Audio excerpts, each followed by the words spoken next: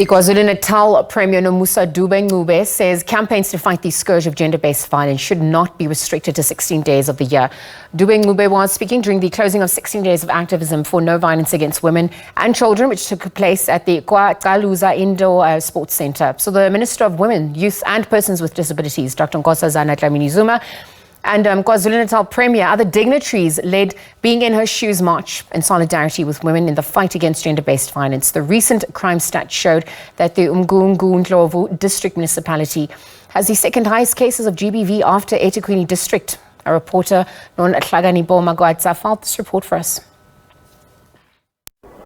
Yes, we are here at Pietermaritzburg, KwaCaluza, where the Minister in the Presidency, Nkosazana Zuma, for Women and Children as well as Disability, is here to wrap up the 16 Days of Activism here in the province. Earlier on, we started off with the march where the community as well as men and leaders, traditional leaders, marched with maidens to this area just to raise awareness of 16 Days of Activism. As we all know that in the recent crime stats that were released recently, Ndlovu has been cited as one of the hotspots in gender-based violence. But with me now is KZN Premier Nomusa Dube Ncube, who will tell us more about what interventions are being done to curb the scourge of gender-based violence, especially here in Ndlovu. Premier, welcome to the show and thank you so much. As the recent stats show that Ndlovu district is one of the hotspots of gender-based violence.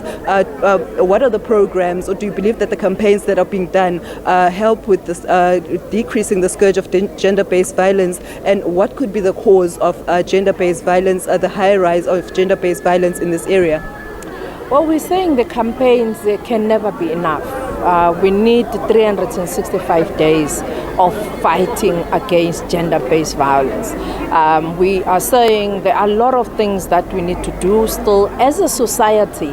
One of the matters that we really need to address as a society is to say, you cannot say government must be the one who is dealing with the gender-based violence. It's a societal issue because many of the cases of gender-based violence occurs within the families, within the closed doors, and many of those cases go unreported because people are saying, I'm not going to go and report this matter because it's going to be an insult to the family.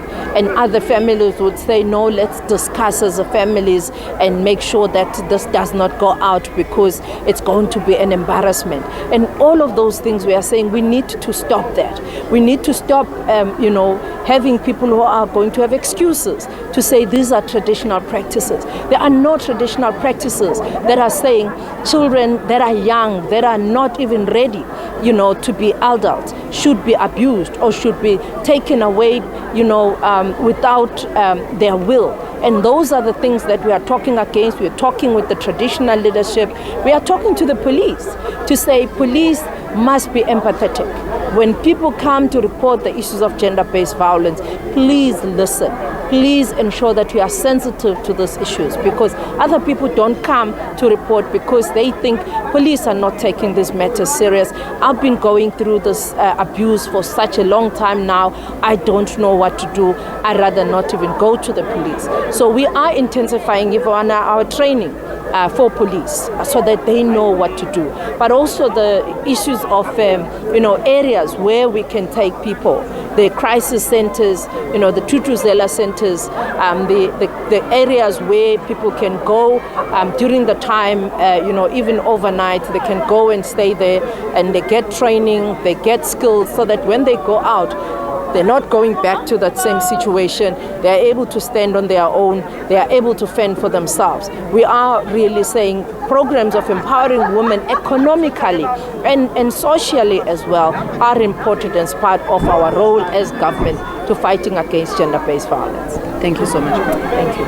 That was KZN Premier Nomusa Dube Ncube explaining to us that there are programs that they are doing to train police, especially in regards to dealing with gender-based violence cases. And she's encouraging victims not to withdraw cases because this brings them a step backwards in fighting the scourge against gender-based violence.